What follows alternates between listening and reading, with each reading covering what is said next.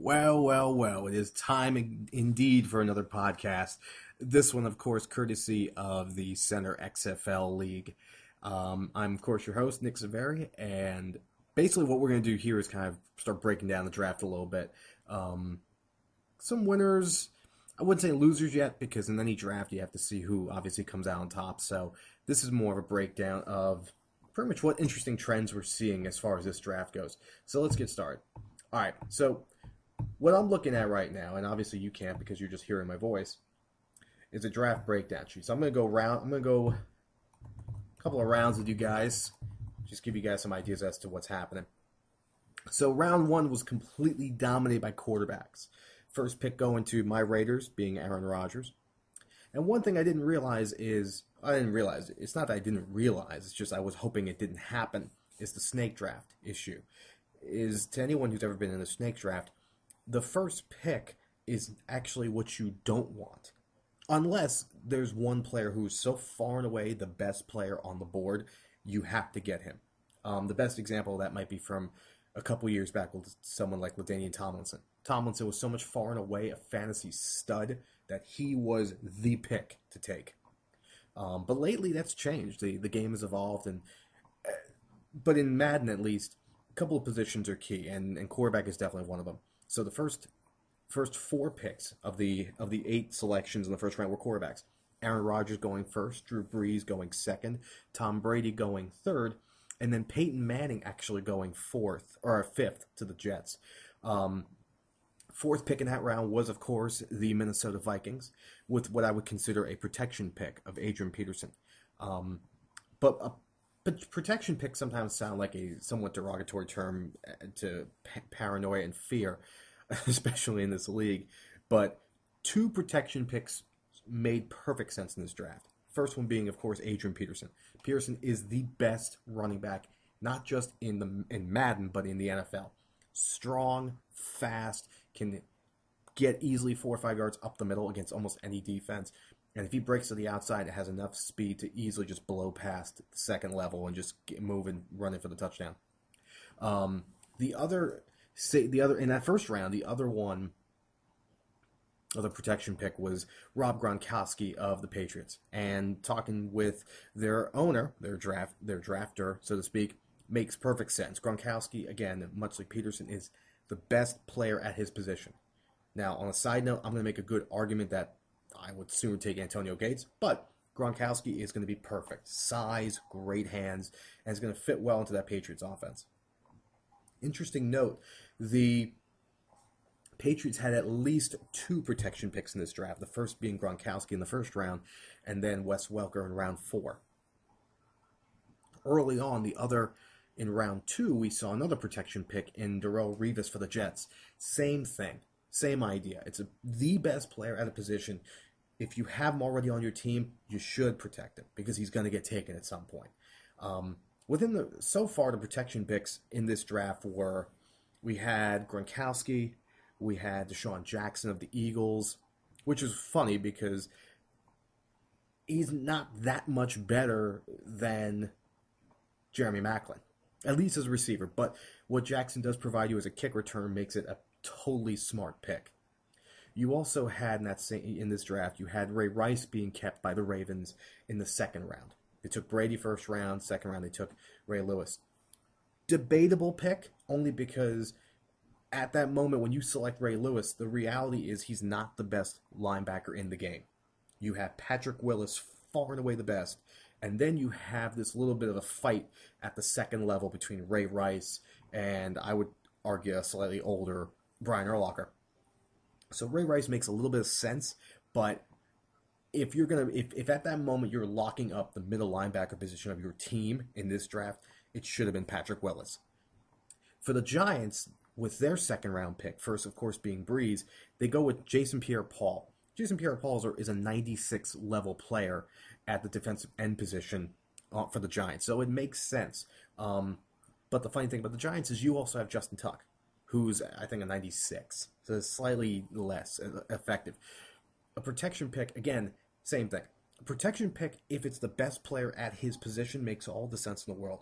If it's a protection pick to simply lock up someone who's great at that position already, is debatable because Jason Pierre-Paul, I'm going to argue, is not the best lineman in the game.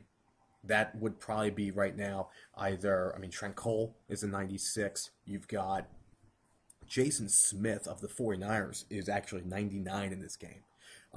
You've got Julius Peppers. You've got Jared Allen, who both later get taken in rounds 5 and 6 respectively. So first couple of rounds, of course, were interesting. So we get into later end of round 2. So Ray Lewis is kept by the Ravens with the second pick. Phillip Rivers gets taken by the Vikings.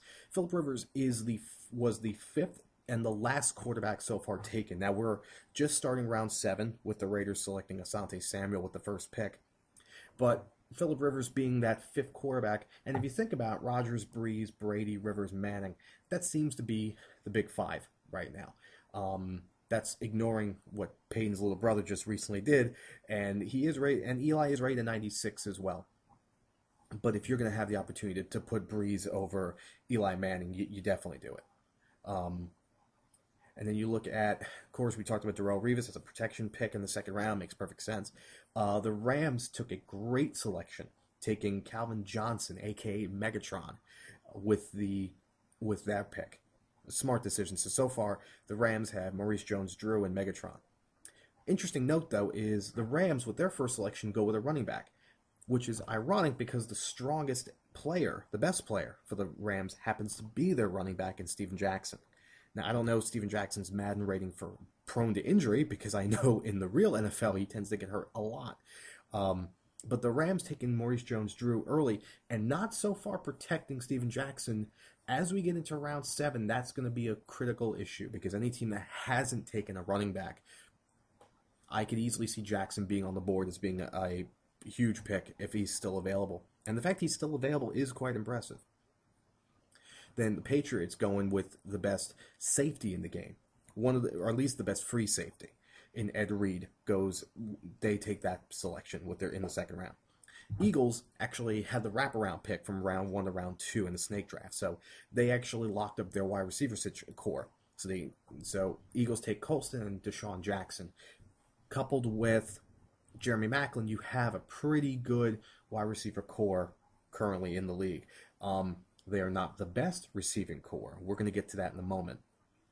Going into round 3, the Raiders basically pretty much, and of course I'm drafting for the Raiders, we were all over the place, just trying to get the best at every position. So took Rodgers first, took Antonio Gates. So the second tight end in the draft was Gates of the Chargers going to the Raiders, and then we took Polamalu.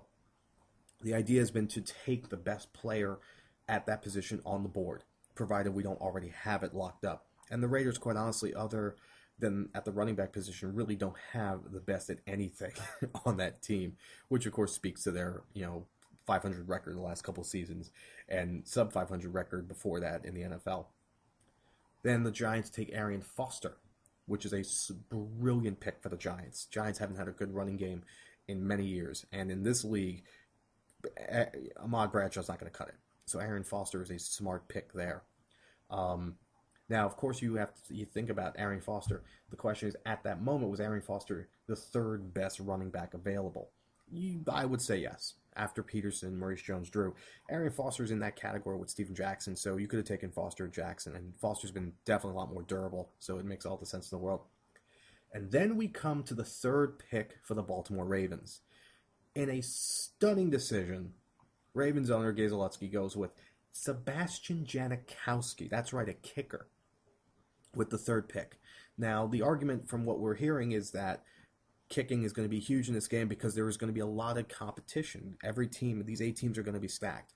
So the only thing that can separate, one of the things that can separate you is having a good kicking game. Janikowski in Madden, of course, is rated 98, and 50 yards to Janikowski is not exactly a chip shot, but the likelihood of him hitting from 50, I would say, is at least 65%, which is a powerful, powerful weapon. Means you're gonna get points one way or the other once you get past the 40-yard line of your opponent's 40-yard line. Then you've got the Vikings, who just to step out for this draft talk for a minute, had such a great draft with rounds 3 and 4. Somehow the Vikings, and no one saw this coming, take Adrian Peterson, so that's a protection pick. Then they get Phillip Rivers, a quarterback, which is great because the current quarterback for the Vikings is Christian Ponder, and obviously in this game that's not going to cut it. And somehow, rounds 3 and 4 are all about the wide receivers. Now the Vikings have the 4th pick, so they don't really ever get the double wraparound. Like, if you hit the first pick or the last pick that you get. Somehow, between rounds 3 and 4, the Vikings managed to snatch up Andre Johnson and Larry Fitzgerald. Two of arguably, probably, if you're going to say Calvin Johnson is the best in the game, and that's a fair argument, then Andre Johnson is probably 1B. The difference between Calvin Johnson and Andre Johnson is that Calvin Johnson can outjump anyone in the league, and is slightly faster than Andre Johnson, but the difference is really splitting hairs. So we'll say Calvin Johnson is 1, and then you've got to say that Andre Johnson's 1A. Well, then number 2 is going to be Larry Fitzgerald. Fitzgerald has had, since Warner retired, has had absolutely nothing in Arizona, but still manages to put up some of the best yards in the league. And somehow the Vikings have managed to lock up those two. And if we go down the list of the Vikings picks, Peterson, of course, being the first, Phillip Rivers being second, then rounds 3 and 4 being their wide receivers. Round 5 is Jermichael Finley at tight end, perfect selection. And then you got round 6, another protection pick of Jared Allen. Which actually, the Allen pick makes sense because actually in that same round 6, was when the defense started really coming to the forefront. In succession, Jared Allen, then Haloti Ngata to the Jets, and then Justin Smith, of course 99 rated at the right end position, to the Rams. So defense definitely there. You could start to see the need piling up to have strength on the defensive line. And Jared Allen's just that. Previous round, Julius Peppers. Actually, in round 4, Julius Peppers went to the Giants. Then we go to, let's see. On the subject of defense, round 3 is really when you start to, in 4 successive picks, defenses were selected. You had, with the Jets and their 3rd selection in round 3, Ndamukong Suh, the Rams taking one of the best, if not the best defensive player in the game, Patrick Willis. So the Rams at that point had Maurice Jones-Drew, Calvin Johnson, Patrick Willis. The Patriots taking one of the other best defensive players in the game, DeMarcus Ware of the Dallas Cowboys. And the Eagles going with left outside linebacker Clay Matthews. Left outside linebacker is an interesting position because in this draft we've been seeing a lot of the middle linebacker getting taken. In fact, of all the linebackers taken, which currently we are at 9, the first being Ray Lewis, then we had Patrick Willis, DeMarcus Ware, Clay Matthews, Brian Urlacher, Jonathan Vilma of the Saints, James Harrison of the Steelers, John Beeson of the Panthers, and recently Takeo Spikes of the San Diego Chargers, and a whole lot of other teams. So now another interesting side note, look at the Ravens. The Ravens have the following 3 guys selected in this draft: Ray Lewis, Brian Urlacher, Jonathan Vilma. What do they all have in common, you ask? They also happen to be the middle linebacker of their respective teams. Now, I don't know how Gazalewski's going to be able to pull this off, but having each guy, you're going to have to move them around. Now, what's funny is that, assuming Lutzke keeps the Ravens in their 3-4 defense, he also has at linebacker Terrell Suggs. Terrell Suggs is a natural right outside linebacker. So you're going to still have the ability to have in a 3-4, 3 middle linebackers and an outside linebacker as well in Suggs. It'll be interesting to see how these middle linebackers do it just in those new positions. So we're going to take a pause right here. And actually, for those of you who've been paying attention to us onto the website, we are actually going to have this posted on the website today. So you'll be able to download the MP3 and check out all the draft information. We'll do at least another show before the end of the draft, and possibly, if it's at all possible, maybe see if we can get some of these drafters on the telephone and actually have them on the show. So taking a pause for right now from your draft coverage of the XFL draft, I am, of course, Nick Saveri, and check us out on the website at sites.google.com/site/CenterXFL. I'm out.